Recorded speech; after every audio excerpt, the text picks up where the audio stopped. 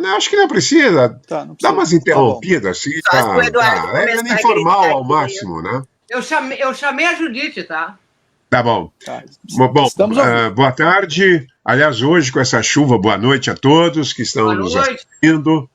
Boa noite. Estou aqui em companhia maravilhosa, a começar ao meu lado, essa moça de um enorme fone no ouvido que se levanta, ela levanta muito. Eu fiz uma live com ela, ela levantava, saía, ia ao banheiro. Não chegava eu ao banheiro. Com um livro, esse livro já é um pouco esfarrapado, aí pelo que eu estou vendo, está caindo a capa. Cíntia Moscovici, que é uma escritora maravilhosa, é uma oficineira também, todo mundo a elogia, né? Muitos escritores saíram das suas oficinas. Ela às vezes é um pouco trêfega, mas isso até faz bem, né? Eu tenho uma proparoxítona trêfega. Uau. Obrigado por estar aqui conosco hoje. É um prazer. Nesta homenagem com o do Scliar. Paula Teitelbaum, que todo mundo conhece, uma das autoras melhor sucedidas em literatura infantil e infanto-juvenil. Tem também poesia, uma poesia forte, uma poesia densa. Ela também trabalha como, creio que secretária, não sei se esse é o termo hoje, que se dá secretária editorial ou editor. Editora geralmente se dá ao dono. Eu sou gerente de comunicação da LPM. Gerente de comunicação da LPM, essa editora especial, né, a grande editora gaúcha no Brasil. A gente tem orgulho, às vezes está chegando lá em Goiás, já me ocorreu, e está no aeroporto e tem, né, LPM, aqueles boxes da LPM cheio de livros. Realmente, parabéns e obrigado por estar aqui também.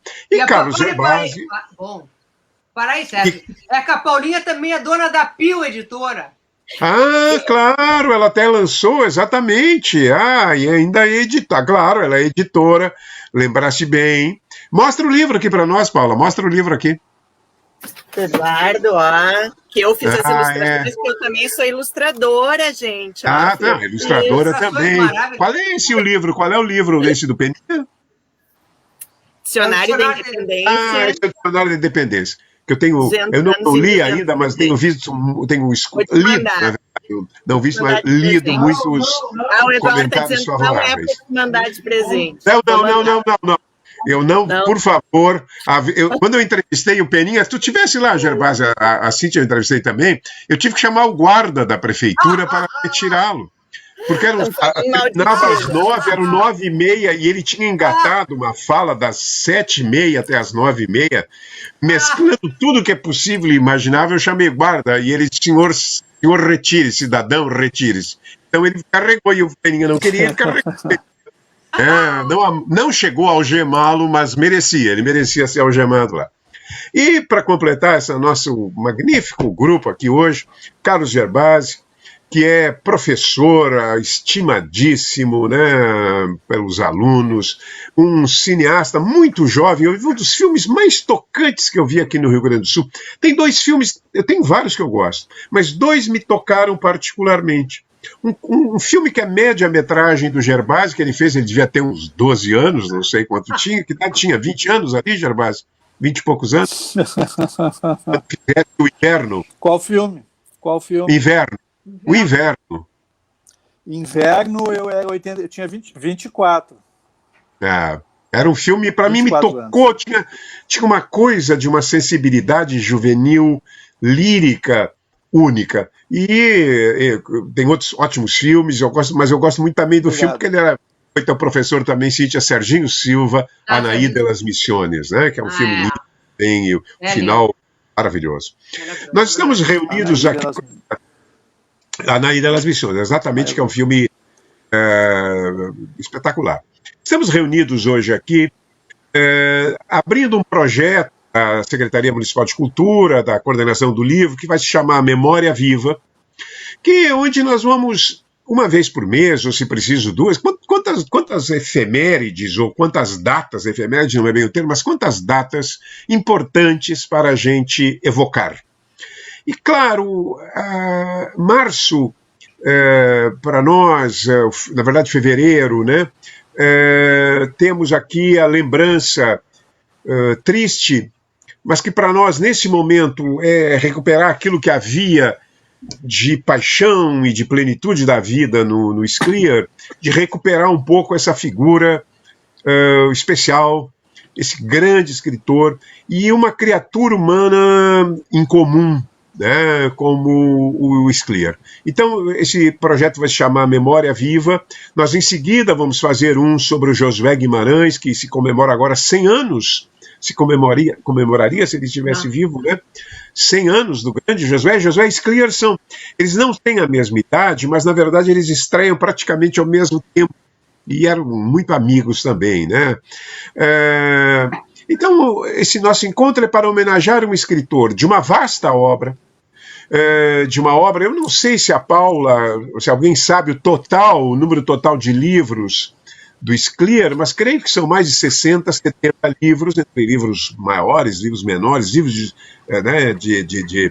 sobre medicina, por exemplo. Eu publiquei Cenas Médicas, uma pequena, breve história da medicina, crônicas, contos. Eu só não sei se ele fez poemas, eu acho que foi o único gênero que ele não fez. Fez poema? Não, né?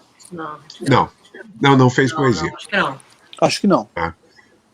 Então, é um escritor marcante. Acho que também a gente lembrá-lo nesse momento tão difícil vivido pelo país, né, tão difícil vivido pela nação, nesse momento em que todos estamos enlutados e todos um pouco assustados com a expansão desse vírus maligno, porque ele era médico, né? As suas crônicas médicas, aliás, aos sábados na Zero Hora, eu lia com muito interesse. Eu gosto muito de ler essas crônicas de médicos, né, como J.J. Camargo, Dr. José Camargo, o Dr.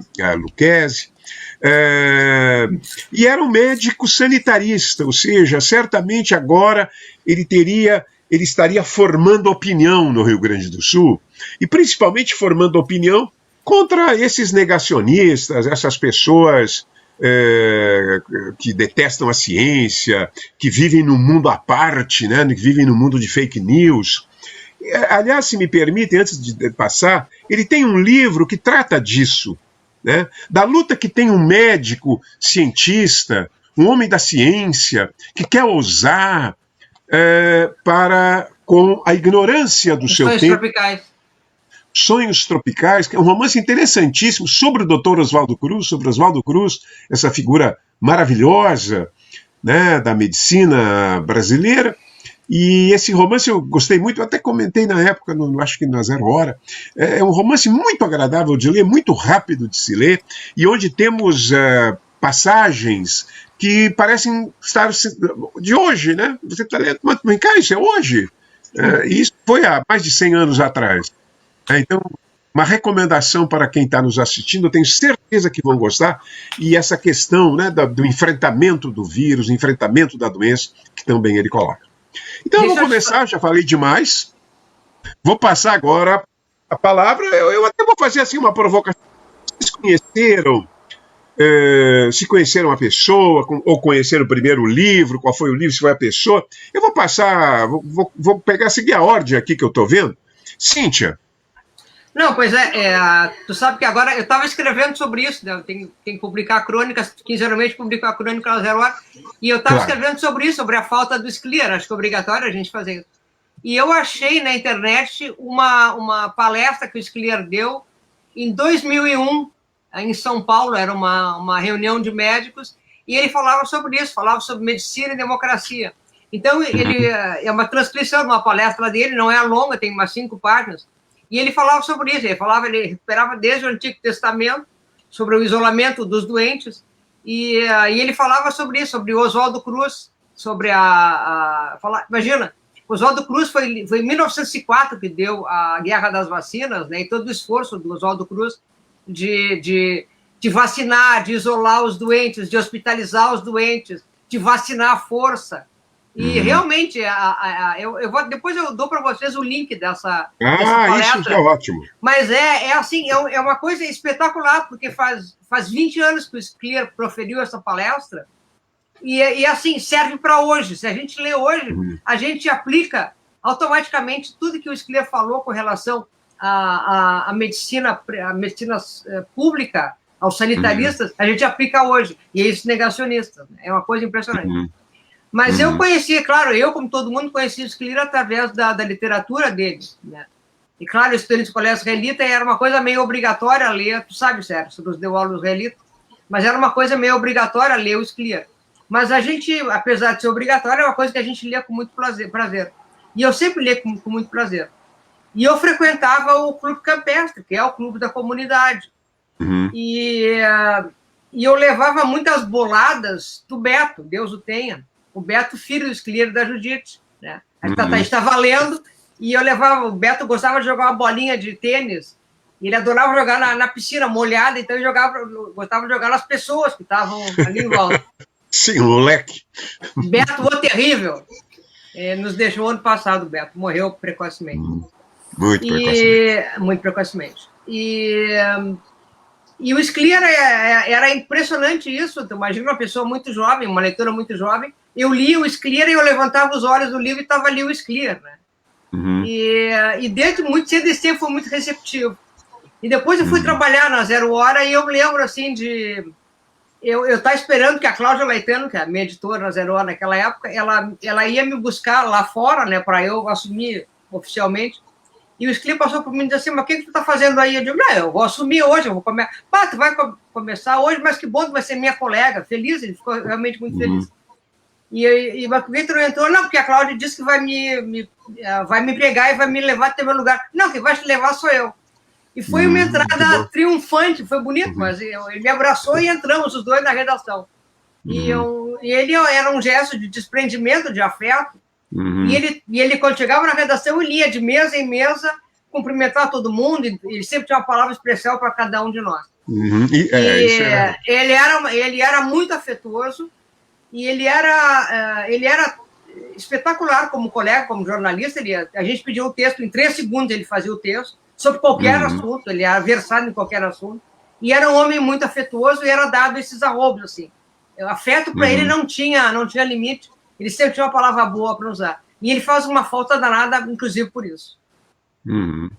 Falei. Perfeito. Paulinha, qual foi a tua... Foi lá no colégio também, ou foi depois, ou foi antes? Qual é o primeiro livro que tu leste dele, ou conheceste ele antes? Som, Paulinha, som. Ué, nós estávamos falando. Foi o Peninha que te... Foi o Peninha. Foi o Peninha. Desligou com ciúmes, né? Alô, desligou. Não estamos te ouvindo. Não estamos te ouvindo. Eu vou botar aqui no chat. Não estamos ouvindo a Paulinha. Fala o Gervásio primeiro, tá? Passa para o Gervásio aí. A minha conexão está bem falha, mas eu estou ouvindo bem a Cíntia. Não, a Cíntia, e ela tem uma voz poderosa. Mas vai, Gervásio, a Paulinha vai entrar e sair de novo. Fica lá que a Paulinha vai entrar de novo, vai sair. Gervásio, contigo. Será que ele não está nos ouvindo? Hoje já está. Gervásio fala, Gervásio. É contigo, Gervásio. Vai. Vou então entrar no vácuo da Paulinha. Não, mas preenche tu. Está bem. Vocês estão me ouvindo? Estamos. Sim, perfeitamente. Estão me ouvindo? Estamos, Gervásio. Sim. Está nos ouvindo? Como? Como é bom. Tu nos ouve? Sim, eu vou botar aqui. Estamos te ouvindo. Tá então vamos lá, então. Vamos lá. A internet Paulinha... tá difícil hoje. Choveu, a internet enfraqueceu. Não é bem esse verbo, mas mais ou menos. A Paulinha Bom, eu vou contar, então. A Paulinha entrou com som, tá? Paulinha Perdão, Gervásio. Então, pode Gervásio. Cedo. Sigo eu ou vai a Paulinha? Vai, Gervásio, querido. Vai. Vamos lá, então. Agora eu começo e vou adiante. Bom, eu li A Guerra do Bonfim, talvez com 19 anos, 20 anos, eu tinha lido alguma coisa do Érico Veríssimo, já tinha lido, acho que já Ferro e Fogo, do Josué, mas A Guerra do Bonfim e O Exército de um Homem Só eu li realmente bem jovem, né? Não foram leituras recomendadas no Anchieta, não, que eu me lembre, assim. Eu li porque sabia quem era o Scliar e alguém tinha me falado, talvez os meus irmãos. A Guerra do Bonfim e O Exército de um Homem Só me impressionaram muito, muito, porque eu via Porto Alegre ali, né? O Érico tem livros que se passam em Porto Alegre, como Clarissa, por exemplo, mas eu tinha lido mais Tempo e o Vento, acho que eu tinha lido Incidente de Antares, então eu não via muito a minha cidade ali. E nesses livros, Porto Alegre está, né? E são textos excelentes, mas são textos que me aproximaram da cidade, né? Eu vi que a literatura gaúcha podia falar de lugares que eu conhecia. Então, minha aproximação foi pelos textos. Mas o principal é o seguinte: eu comecei a fazer cinema em 79. Em 80, eu participei da realização de Deu Pra Ti anos 70, do Nelson Nadotti, do Giba Assis Brasil, que foi um filme muito importante para todos nós. E eu não tinha feito o Inverno ainda, que o Sérgio citou, né?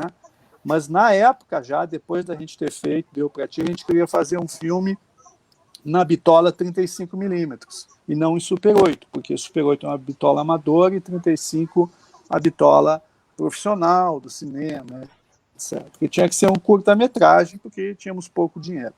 E o Nelson disse: olha, eu li um conto do Scliar chamado O Mistério dos Hippies Desaparecidos, que eu acho que saiu numa daquelas pequenas coletâneas ali,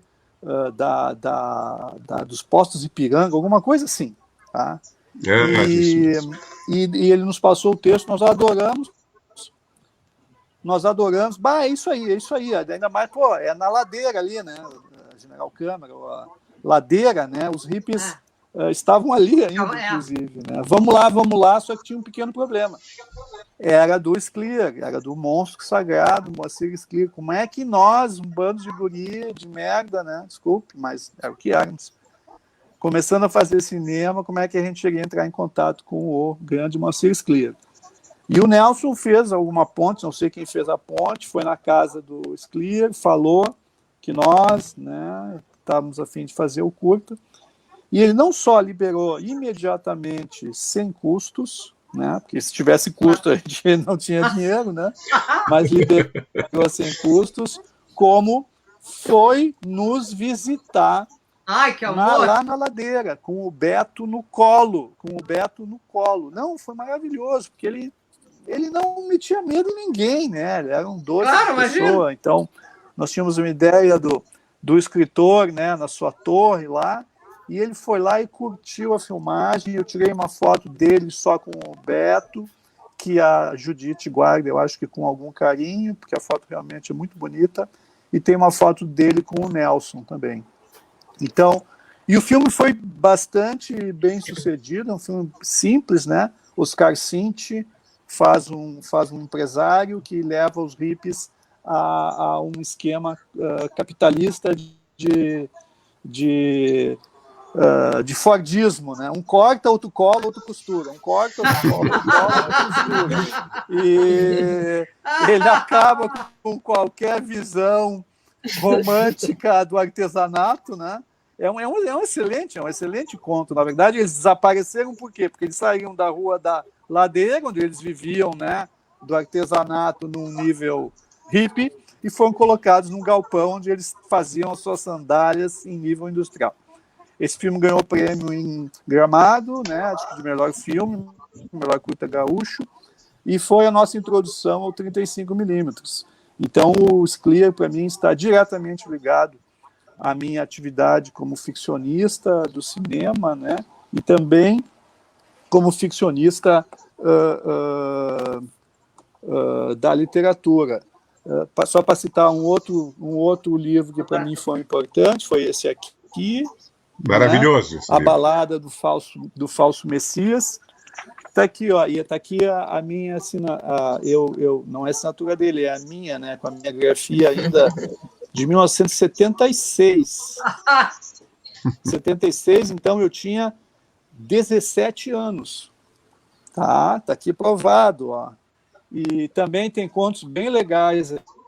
Também foi um livro importante. Eu acho que eu li esse antes de ler A Guerra no Bonfim. Enfim, eu só tenho a agradecer a esse escritor, esse ser humano fantástico, ter cedido ali o seu conto para nós, os guris de merda, fazerem o seu primeiro curto em 35. Tem outras histórias, mas eu acho que agora a Paulinha pode falar, porque eu não sou peninho. Estão atacando, que ele não está podendo se defender. Agora me ouvindo, né? É que esse computador, ele sim. dá umas panes. Então, assim, tem muitas coisas que a Cintia e o Gervásio falaram que eu concordo. Ele era extremamente doce, gentil, generoso, muito generoso, né? Eu me lembro, assim, os primeiros livros que eu li dele, coincidentemente, foram A Guerra no Bonfim e O Exército de um Homem Só, que eram livros que tinham na minha casa, na biblioteca dos meus pais. Então não lembro quantos anos eu tinha, mas eu era adolescente, e foram livros muito bons. Tem essa ligação, né, com a cidade. Também é um livro que tem livros que tem lá um humor também, enfim. E depois, quando eu comecei a escrever, né, foi em 98, eu lancei meu primeiro livro, Eu versus Eu. E pouco tempo depois, eu acho que eu encontrei o Sclier no aeroporto. Várias vezes eu encontrava, a gente se encontrava. Ele mesmo dizia, ele viajava muito, né? E ele escrevia muito em avião, e ele estava sempre pelos aeroportos. E eu não lembro quando foi que eu encontrei ele uma vez, e eu tinha certeza que ele não me conhecia, e ele me reconheceu e veio falar comigo. E aquilo, para mim, assim, né, foi um gesto muito afetuoso, assim, ele me reconhecer como escritora. Eu tinha começado, tinha poucos livros publicados, e eu tive a oportunidade de 2 vezes entrevistar ele em entrevistas longas, assim. Eu não lembro o ano, foi logo depois, eu não sei que ano que ele virou imortal, que ele entrou para a academia, tu lembra? Eu me lembro, eu fiz a matéria, foi 2001 ou 2000? Foi logo depois. Eu acho que foi um pouco depois, assim. Eu fiz uma entrevista com ele para a revista Estilo Zafari, que é a revista aquela do Zafari. Sim. E até separei aqui, tem umas fotos lindas, e a entrevista foi na casa dele. Ele morava ali na Santa Terezinha, acho que a Judite ainda mora lá. Então, aqui tem umas fotos.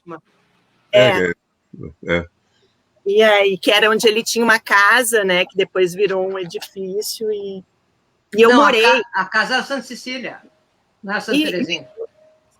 Eu quis falar, eu falei uma coisa... É Rua Santa. É na Santa Cecília. Eu morei no edifício do lado, até eu enxergava ele da janela uma época. Só que ele morava na cobertura. E aí eu queria ler só o iniciozinho, assim, dessa entrevista. Claro. Que eu dei o título de Marceneiro das Palavras. Aí eu começo assim. 2003 para eleito para a BL. 2003 a BL. Então foi pouco tempo depois, eu acho que foi em 2003, talvez início de 2004, não lembro direito, e a revista não tem data, fui procurar aqui, não achei. Então eu dei o título de Marceneiro das Palavras. Ele estava, como qualquer um de nós estaria, num sábado à tarde em casa, à vontade. Mesmo assim, eu não tinha muita certeza se o chamava de senhor ou de tu. Fiquei com a segunda opção, porque a ideia era um papo informal. E espero que ele não tenha achado que foi falta de respeito. Longe disso, foi uma honra. Com cerca de 60 livros publicados, e desde outubro passado, membro da Academia Brasileira de Letras, Moacir Sclier é um dos mais respeitados nomes da literatura nacional. 3 dias antes de completar 67 anos, ele recebeu a gente e falou de tudo um pouco, que usa seu tempo da maneira mais intensa possível, que adora jogar basquete, que tem medo de montanha-russa e que na infância queria escrever da mesma forma como os tios faziam móveis. Então, assim, só de ler ficou arrepiada, eu lembro dele, assim, e as coisas que ele contava. A segunda vez que eu entrevistei ele foi em 2009, para a Web TV da LPM. Logo que eu entrei na LPM, uma das minhas tarefas era dar vida a uma web TV. E aí a gente começou a entrevistar escritores, autores da LPM. E o primeiro assim entrevistado foi o Sclier. Então a gente fez uma longa entrevista com ele, que está até disponível na LPM Web TV, e ele contou coisas parecidas com essas, assim. Ele contou que o que ele queria mesmo era jogar basquete, mas que ele não era tão bom jogador de basquete. Daí ele resolveu começar a escrever, que ele escrevia nem tão alto. Nem tão alto. Então aqui, deixa eu ver se tem mais alguma coisinha que eu gostaria de ler aqui. Mas ele era incrível, assim, muita saudade dele, assim, e ele ouvia bem, né? Ele era uma pessoa bem paciente, assim. Tu começava a falar, ele realmente prestava atenção no que tu estava falando. Então, eu pergunto aqui uma hora, fazes alguma coisa para relaxar? Tens algum hobby? E ele respondeu, eu tenho um hobby que teoricamente é para relaxar, mas que não me relaxa em nada. Eu jogo basquete. Faz 30 anos que nós, como um grupo, começamos a jogar basquete na Associação Cristã de Moços. E eu nunca falto. Eu vou lá segunda, quarta, sexta e domingo.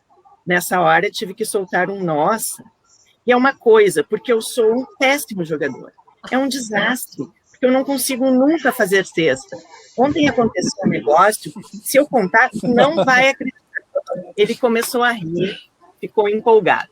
Basquete é um time de 5 pessoas. E, bom, no nosso grupo tem muita gente. Então, tem que ir trocando. Lá pelas tantas, a gente estava jogando e alguém gritou, espera aí um pouquinho, esse time aí está com 6 pessoas. Era o time em que eu estava. Então, um deles disse, mas o sexto é o Sclier, pode deixar ele.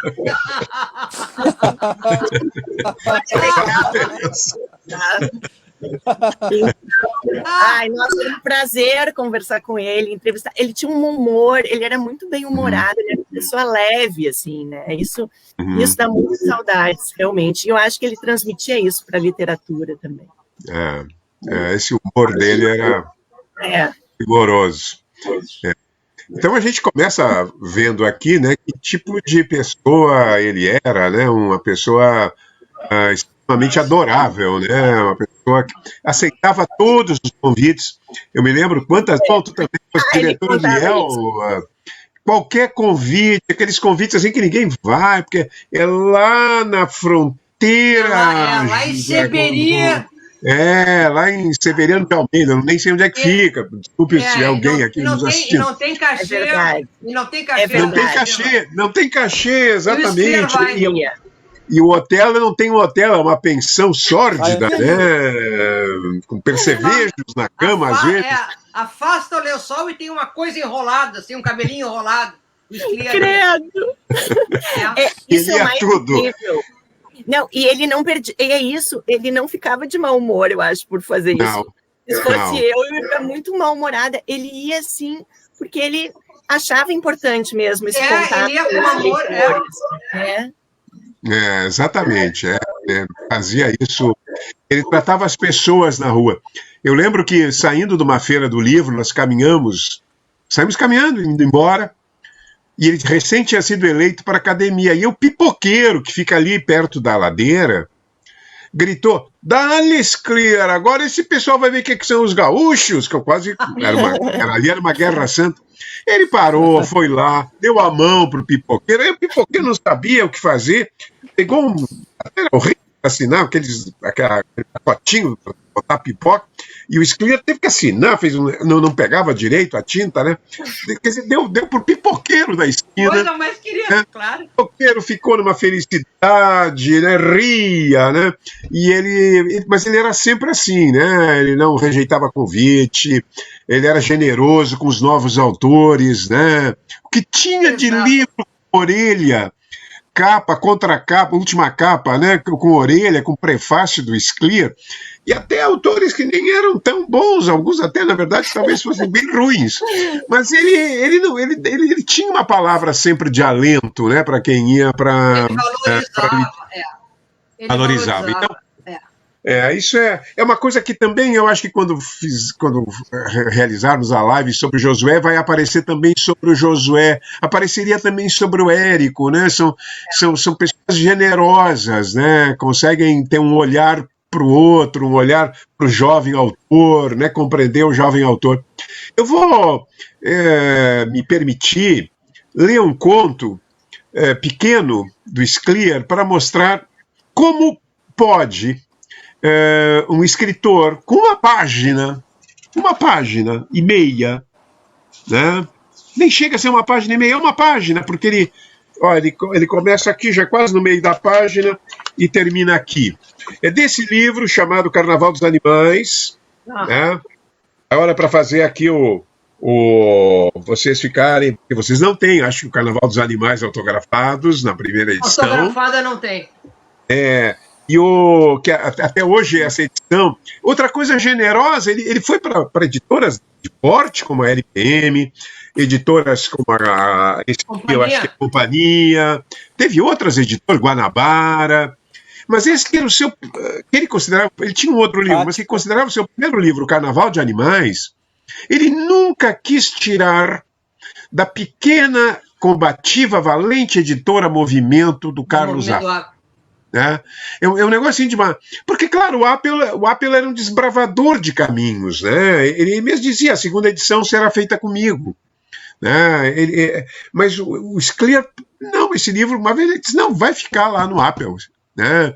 O Garcia Marques fez a mesma coisa com a Sudamericana de Buenos Aires. Ninguém queria publicar o Garcia Marques. Aí a Sudamericana publicou alguns dos primeiros livros. Quando ele lançou 100 Anos de Solidão, lançou lá, e ele fazia questão. Vai sair pela Sudamericana. Né? Que já não era uma editora, estava meio mal, era Argentina, né? Vai sair. E ele teve esse gesto. É um conto que eu quero mostrar para vocês. É um conto um pouco, foge um pouquinho, a temática não não tem a presença forte dos descendentes da comunidade judaica, não tem humor, né? Não tem aqueles confrontos entre ilusão e realidade, aquilo que o Gervasi colocou, né? Quer dizer, o sujeito está lá, aí vai o cara que vai ensiná-los a ganhar dinheiro. Ele tem um conto nesse livro, O Velho Marx. Marx vem para Porto Alegre, vai morar no Bonfim e casa com uma boa moça judia. O pai é fabricante de móveis. Claro que ele entra no Fantástico, ele transpõe os limites do tempo. Marx passa a viver em Porto Alegre, década de 30, já no século XX, e fica rico, porque toda aquela inteligência que ele usou para combater o capitalismo, agora ele usa o inverso, ele usa o avesso, ele usa, né? Ele faz a mesma coisa do empresário aquele, Gervasi, do conto do hippie. Ele cria na fábrica de móveis a produção em série, fica muito, muito rico. Começa a nascer um sexto dedo, que nem ele sabe por que tem um sexto dedo, né? É um conto incrível, mas esse conto aqui eu acho assim, uma obra perfeita, é uma obra-prima, por em tão poucas coisas e com uma linguagem tão seca. Eu vou ler para vocês, fazendo pequenos comentários, se me permitem. Afinal, se confirmou, era leucemia mesmo, a doença do Matias. Gente, isso aqui é anos 60, leucemia, que hoje, né, é um câncer que é bastante possível, passível de cura, não tinha cura, né, era fatal. E a mãe dele, a mãe do Matias, mandou me chamar, o narrador. Nós não sabemos ainda quem é o narrador. Né? Não sabemos, vamos saber agora, mas não sabemos que idade ele tem quando está escrevendo isso. Chorando, a mãe do Matias disse-me que o maior desejo do Matias fora passear de trem fantasma, que havia nos parquinhos, ainda tem, né? Tem o trem fantasma, eu acho que ainda é comum nos parques, não sei se os mais jovens não conhecem, talvez. Né? Que é um trem que vai e aparecem assombrações. E ela queria satisfazê-lo e contava comigo.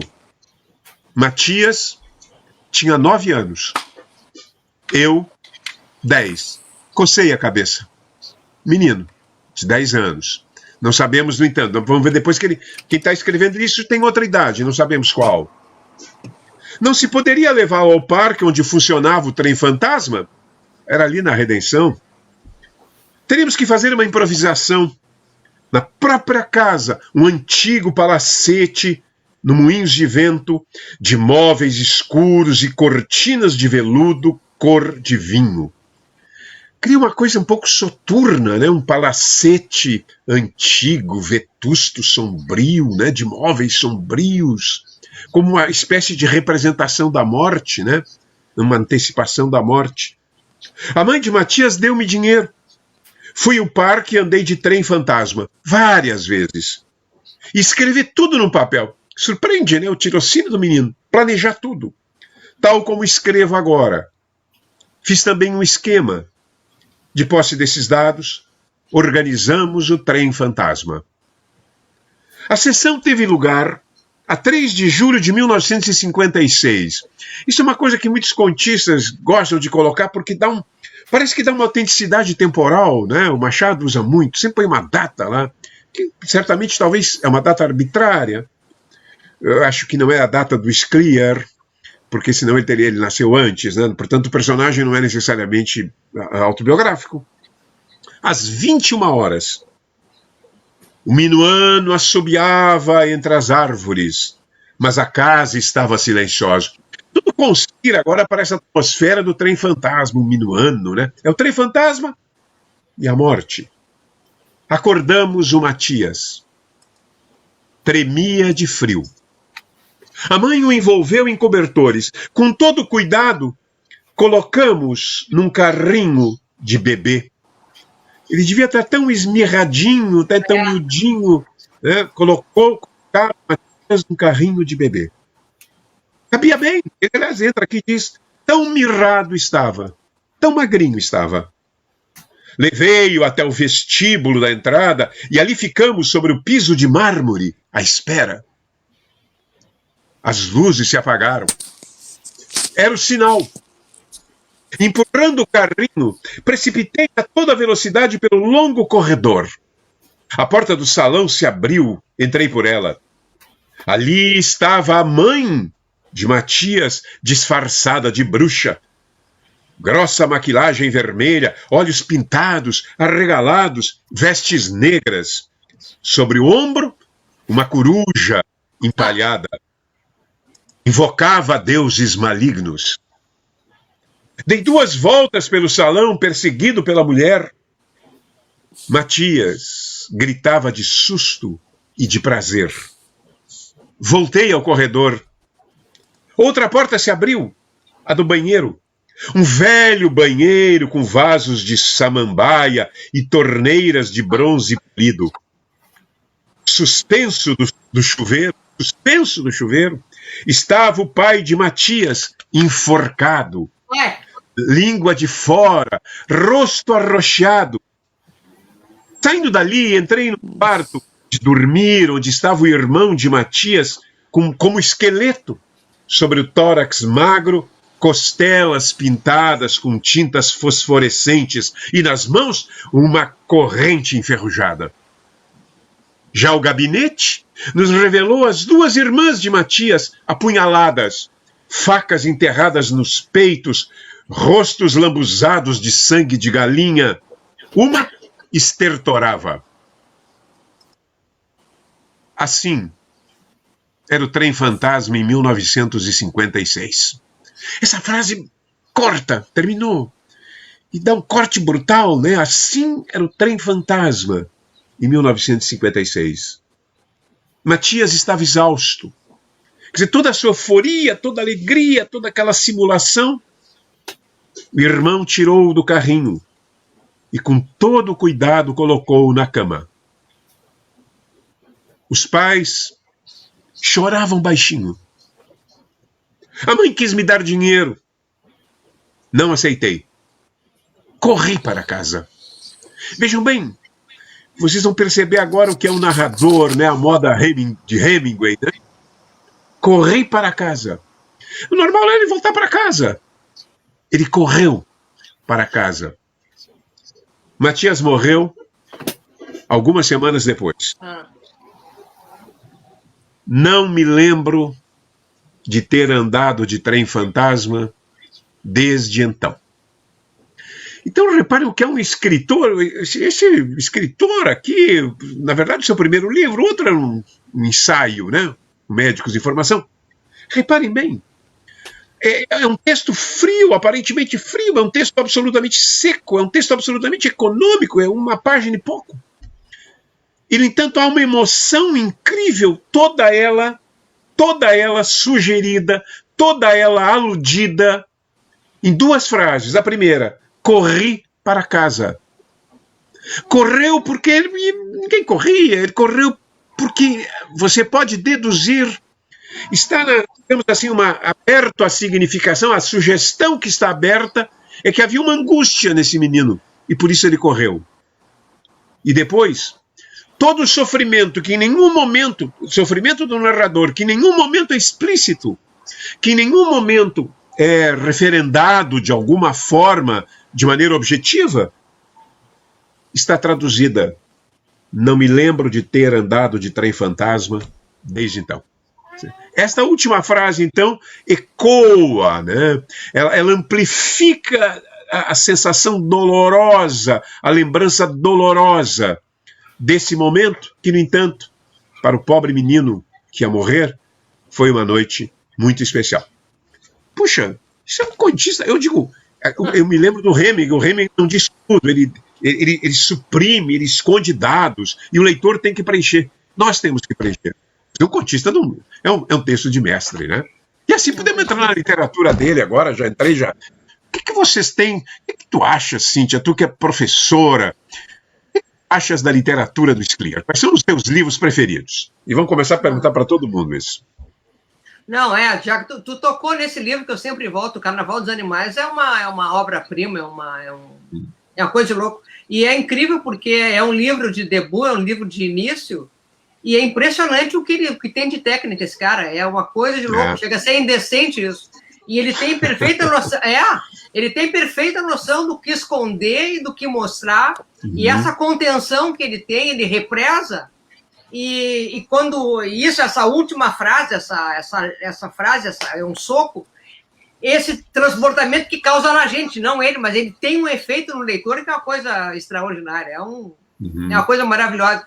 E nesse mesmo livro tem aquele conto da vaca Carola, que ele fica sozinho na ilha e vai consumindo a vaca aos poucos, que é uma outra... Todos os contos do livro são maravilhosos, mas eu me lembro com muito amor dessa vaca, da vaca Carola aqui.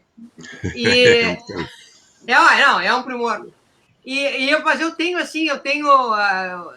muito amor pelo Centauro no Jardim, que é um livro ao qual eu sempre volto, né? Porque tem múltiplos significados, tem várias camadas de significação, e eu gosto pela simbologia, eu gosto pela figura do centauro, pelas estratégias narrativas que o Scliar usou ali. Ele começa, é uma narrativa que começa em média res, ele começa próximo do final, né?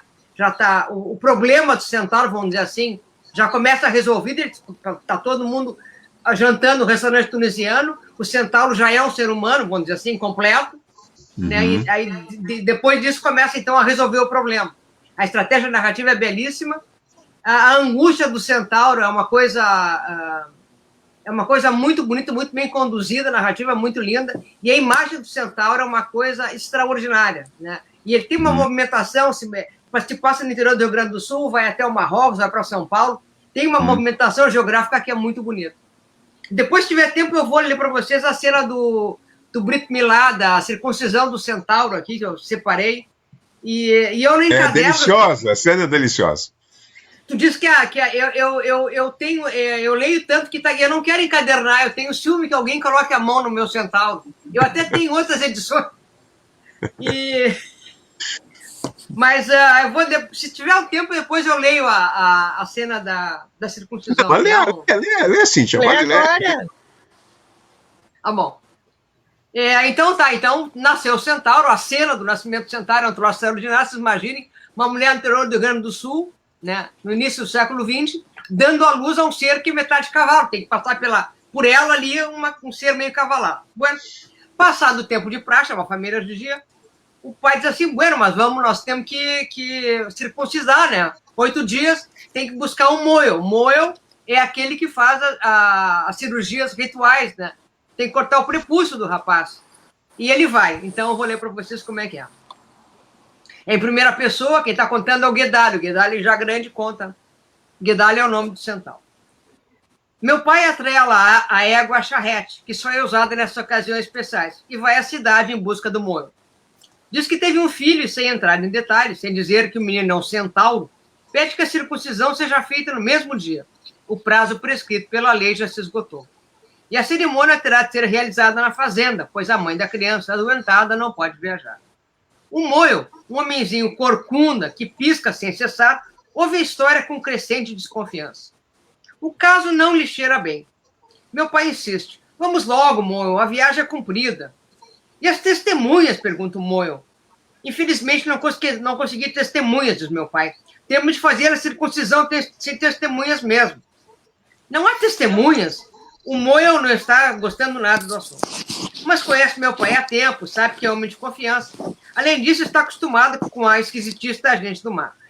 Pega a bolsa com os instrumentos, o livro de reza, do chá de oração e embarca na charrete. No caminho, meu pai começa a preparar o terreno. O menino nasceu com um defeito, diz, procurando afetar despreocupação. O moio alarma-se. É coisa grave. Não vá a criança morrer por causa da circuncisão. Não, nada disso, tranquiliza o meu pai. O menino é defeituoso, mas forte, o senhor vai ver. Chegam a casa ao anoitecer, o moio reclamando. É difícil trabalhar à luz de lampião. Desce da charrete gemendo e praguejando. A família está reunida na sala de jantar. O moio cumprimenta minha mãe, elogia minhas irmãs, lembra que fez a circuncisão de Bernardo. Me deu trabalho esse aí.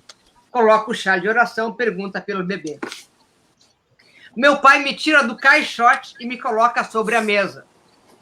Meu Deus, geme o moio, deixando cair a bolsa e recuando.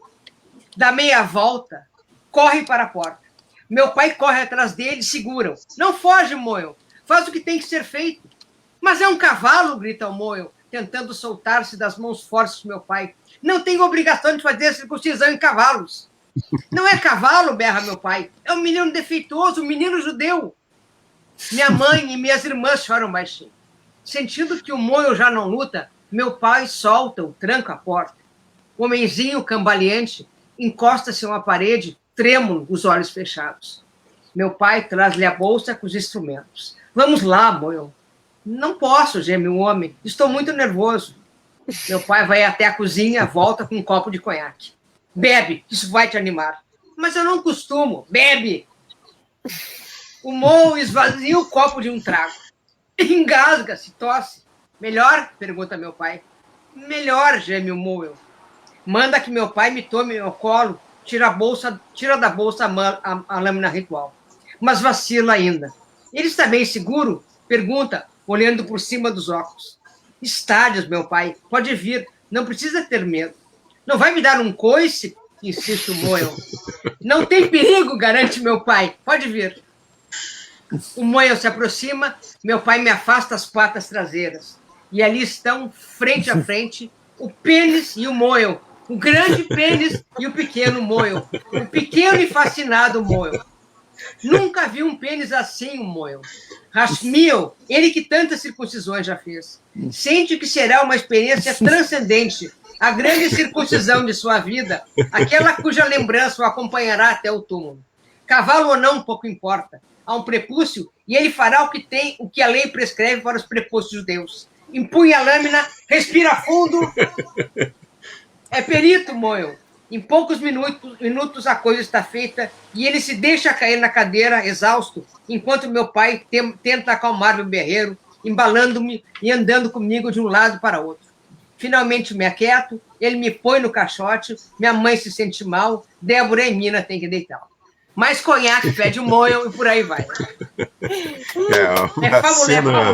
É fabuloso. Uma cena com grande, maravilhoso humor, né? É sensacional. É maravilhoso.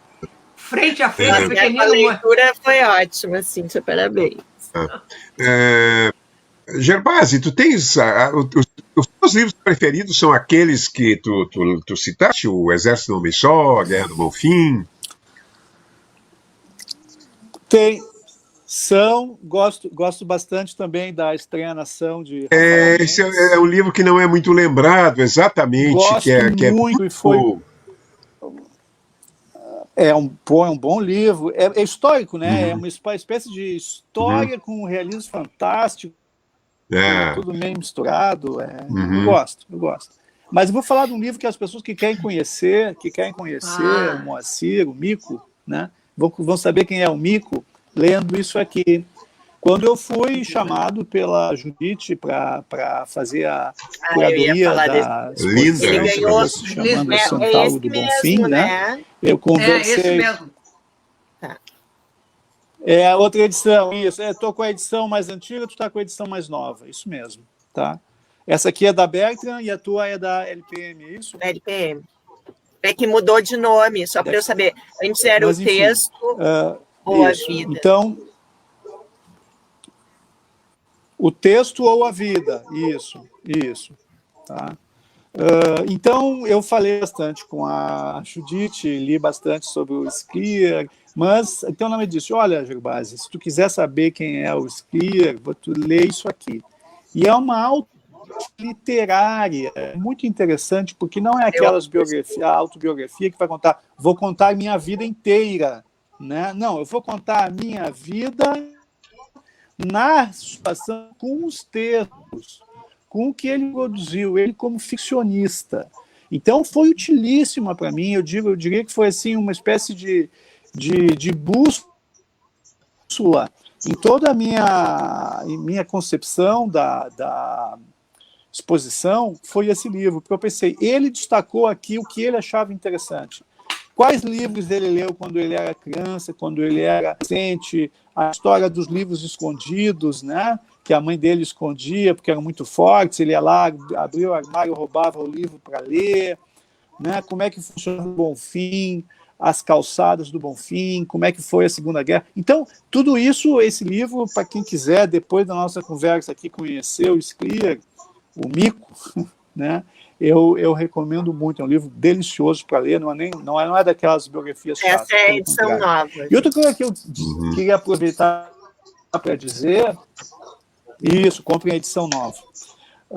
Outra coisa que eu queria dizer é que uma vez nós fomos a Passo Fundo participar do festival literário lá de Passo Fundo, e nós chegamos no hotel, a gente foi juntos, a gente chegou no hotel Passo Fundo ali e fomos nos registrar ali, né? E eu peguei a ficha ali para escrever e comecei a preencher lá e sempre chegar na história da profissão ali. Aí eu baquei ali, me virei pro Moacir e disse assim, cara, o que tu escreve aqui geralmente? Porque, eu não gosto muito de escrever jornalista, porque eu sou formado em jornalismo, mas eu não faço jornalismo, eu faço cinema. Eu não quero botar cineasta, que é meio pedante, né? Profissão cineasta é uma coisa meio pedante, não acho muito agradável botar cineasta. Vamos descer botar cineasta que eu sou um vagabundo, ou que eu mamo nas tetas do governo. Então, aí eu escrevi assim, Gerbasi, eu e tu somos ficcionistas. Antes de qualquer coisa, nós somos ficcionistas. E eu tasquei lá, ficcionista. Claro, jornalista é ficcionista. Cineasta é ficcionista. Escritor é ficcionista. Tasquei lá, ficcionista. E ninguém entendeu nada. Ficcionista também. Eu lembro até hoje exatamente dessa ação. Foi muito legal. Ele basicamente me disse quem eu era. Até hoje. É forte. É forte, ó. Paulinha, tu tens algum... Qual é o teu livro preferido?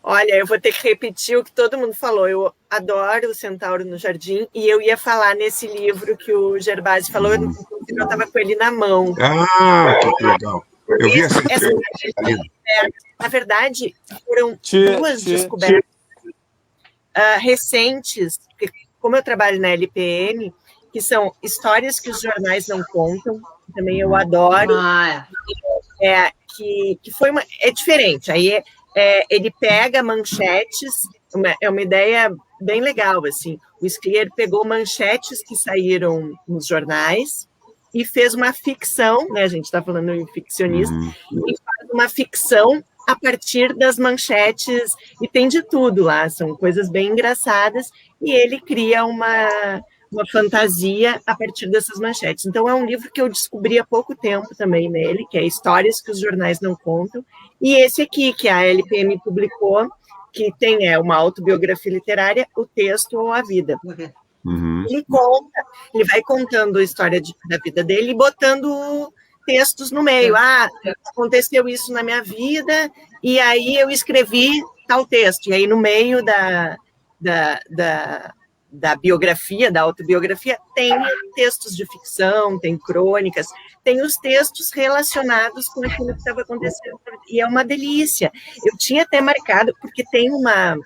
Não sei se vocês lembram da polêmica toda que teve com o Max e os Felinos, né? Sim.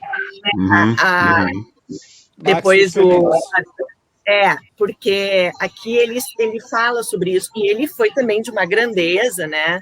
Assim, porque o cara... O que aconteceu, se alguém não lembra?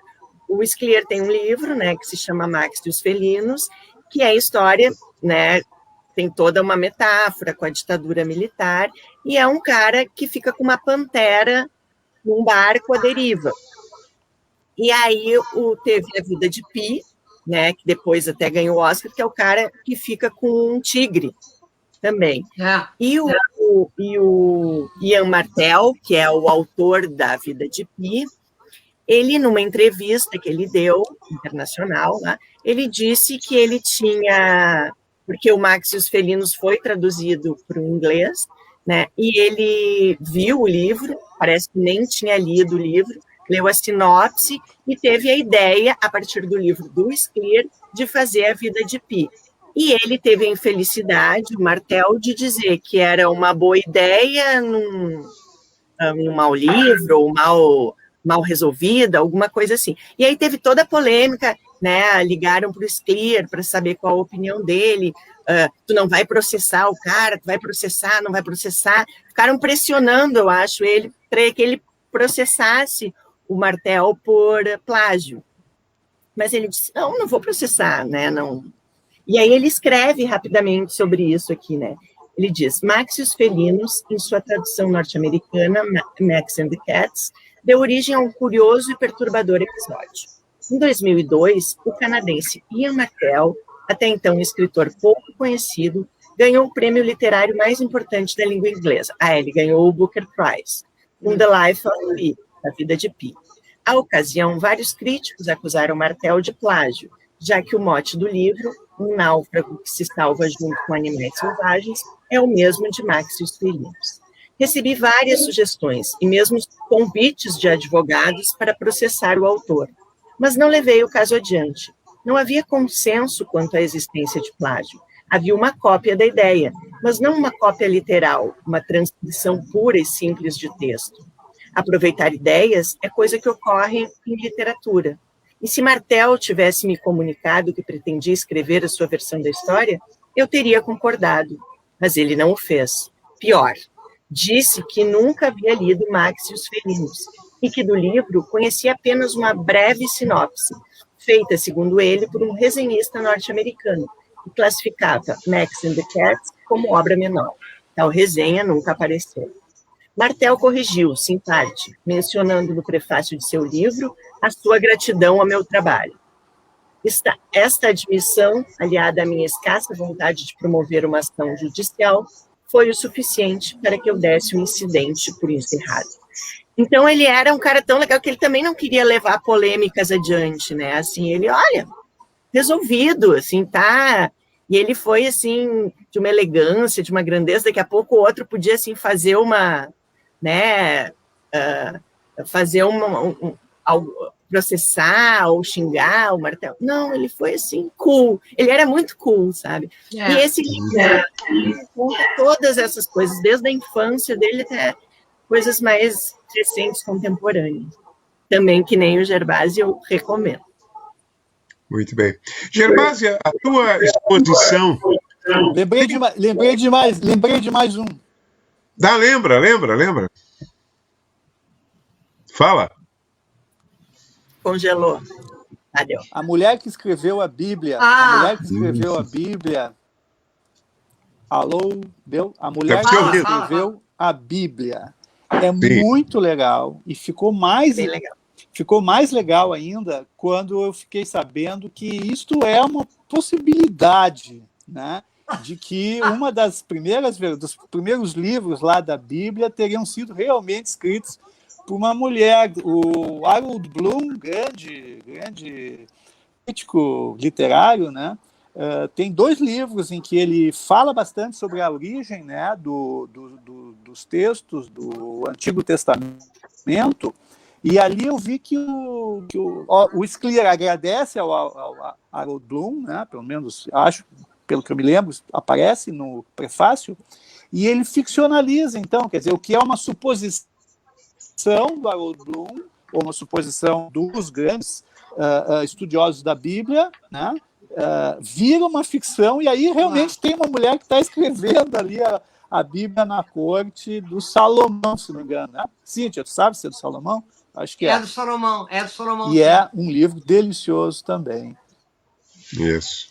E tem toda uma questão sexual, né? O Scliar gostava e ele trabalhava bastante com essas questões aí dos relacionamentos, erotismo, etc. E tem uma curiosidade com relação à mulher que escreveu a Bíblia, tem a questão sexual muito forte, tem uma parte... Inclusive, assim, tem um problema de continuidade. Eu cheguei a falar com o Scliar, porque na mulher que escreveu a Bíblia, quem começa narrando, eu acho que era, não lembro se é um arqueólogo, um antropólogo, que encontra os originais manuscritos, e daí começa a contar a história do ponto de vista da mulher. Mas ele não retoma aquilo, é como se fosse um prefácio. Bom, mas deixa, isso não importa. E por ser o livro do Scliar, recomendaram que fosse leitura no colégio israelita, para pessoal do 1º grau. Gente, deu um bafafá, porque a pessoa da recomendou não tinha lido, mas e o livro é um negócio assim, muito explícito, é uma coisa... A casa dos Budas ditosos fica assim, uma coisa de virgem, casta. Deu um bafafá no colégio israelita. Olha. Eles podiam recomendar junto com o Manual da Paixão Solitária. Pois é exato. Né? Que é outro assim, aparentado, né? Em termos de ousadia sexual.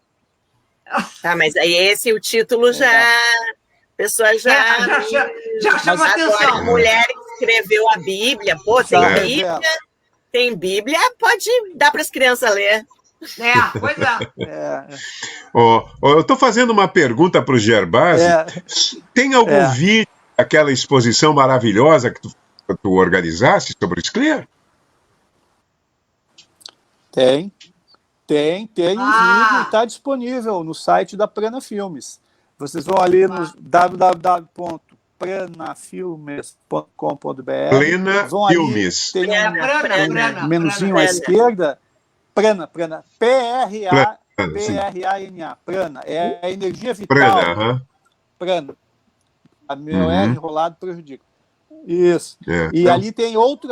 ali tem filmes, realizações, tem outras realizações e está lá a exposição. Então tem um passeio virtual pela exposição. A gente teve cuidado de fazer essa gravação e foi linda.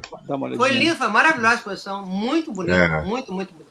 Foi uma das exposições mais frequentadas da história do Santander Cultural. Não quero dizer que foi a mais, porque eu não tenho esse dado exato, né? Mas foi dos maiores sucessos da história e muito porque o Scliar é extremamente popular, inclusive com os jovens, né? A literatura infanto-juvenil do Scliar é muito extensa. Então, os estudantes que iam lá o conheciam.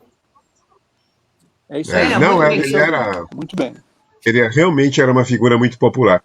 Eu tenho um livro, eu vou fazer agora, se alguém quiser ainda mais indicar, eu queria indicar um outro livro. Eu indico os livros de contos, eu acho A Orelha de Van Gogh, eu acho assim um primor, né? Balada do Falso Messias, O Olho Enigmático, são contos extraordinários. Mas tem um romance que eu acho, no meu gosto, o meu gosto era igual a vocês, era O Centauro no Jardim. Mas depois que eu li esse aqui, o meu gosto... Eu mudei voluvelmente. O meu romance preferido do Scliar A Majestade passou do a Xingu. ser A Majestade do Xingu. Eu acho esse romance É espetacular. é espetacular, é um romance, né, quer dizer, não é o núteus, é uma ausência presente, né? Aquele famoso médico, né, que trabalhava com os índios, e são dois meninos, judeus, que vêm no mesmo navio, e o menino percebe que aquele outro, não é o núteus, vai ser alguma coisa, porque ele é brilhante demais, ele é esfuziante demais, ele é inteligente demais, e de fato vai ser. E a vida dele é um pouco assim, o Mozart, né, com aquele Salieri, né, é um pouco isso, mas ao mesmo tempo não é só inveja, ele acompanha a vida freneticamente, nunca mais se falam, e ele vê o sucesso, e ao mesmo tempo é uma mescla de inveja e ao mesmo tempo de reconhecimento, de admiração. É fantástico, né? É um livro sofisticado, assim, do ponto de vista dos sentimentos humanos complexos, né? Da complexidade da alma humana. É uma recomendação que eu faria, tenho certeza que gostarão quem ler A Majestade do Xingu. É um livro, outra. Nós já estamos chegando aqui ao final da nossa live. Não sei se alguém ainda tem mais alguma recomendação, mais algum livro que quisesse falar a respeito do Scliar. Eu não sei se vocês gostam desse livro aqui, eu gosto muito, Saturno nos Trópicos.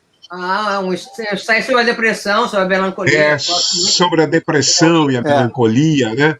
Acho um livro impressionante, né? O Scliar era um pesquisador também, né? Então é um belíssimo livro, com a capa linda também. Como trabalhava esse cara, né? Ele era incrível. Era o tempo inteiro. Ficção, fazia a crônica de jornal, trabalhava como médico, saúde pública. Ele trabalhou na Secretaria da Saúde durante muitos anos. Jogava basquete. Sim, 4 vezes por semana. E em todas as escolas. Do Rio Grande do Sul. Esse cara eram 2, 3 Scliar. Era impressionante, né? Era impressionante. Não fazia ele sentia mais responsabilidade de que fazer viagens. Mais de uma vez, ele disse assim, olha, eu preciso que tu vá lá para mim falar. Uma que eu vi o prestígio internacional dele foi em Buenos Aires. Tinha uma Bienal, acho que ainda tem até hoje, Bienal Kafka Borges. E era em Buenos Aires. Disse, eu não posso ir. Eu disse, puxa, mas eu não sou nem especialista em Kafka nem em Borges, né? Imagina, vou meter lá com estudiosos. Aí eu pensei, vou ir, Buenos Aires, eu vou falar do Scliar. Vou apresentar o Scliar para eles, né? E comecei assim, tinha 400 especialistas do mundo inteiro em Kafka e Borges.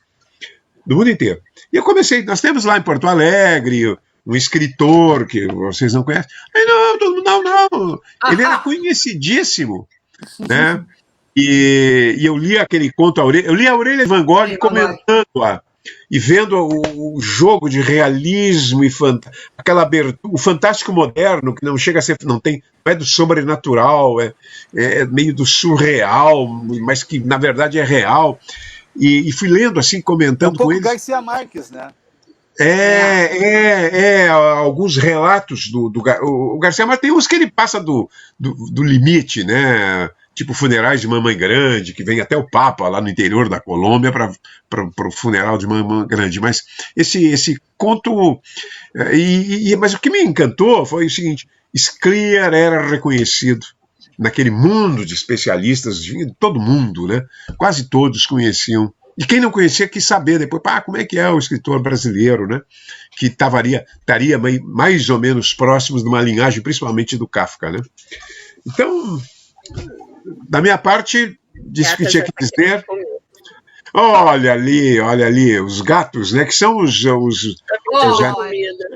os bichinhos, os bichanos dos escritores, né? Os escritores.